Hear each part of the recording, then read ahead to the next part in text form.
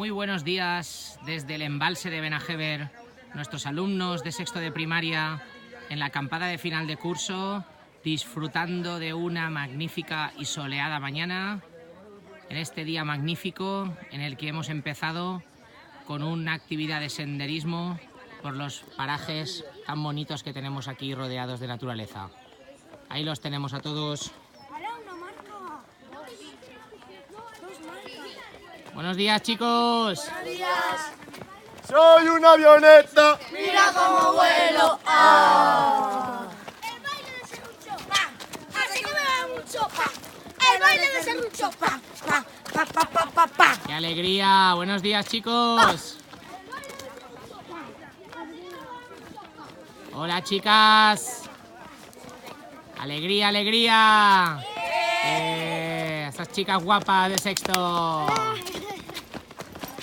Hola, chicos. Hola. Hola, chicas. ¿Cómo va esa mañana? Muy bien. ¡Alegría, alegría! Con alegría, chicos. Hola, con Gus. alegría. Vale, bajaos por las escaleras. Hola, chicas.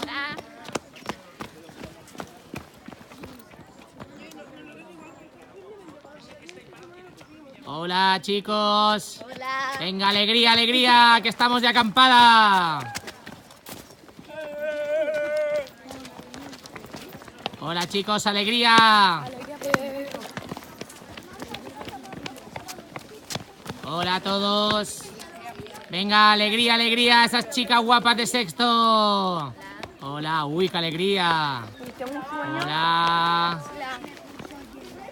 Hola, Bacalian. Saludar a la cámara, Marieta. Yeah. Hola, chicos. Hola, chicas. Saluda, Víctor. Señor saluda. Xavi Benet.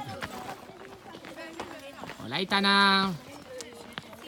Hola, chicas. Algunos están un poco dormidos aún y otros ya. ¡Qué alegres! Total.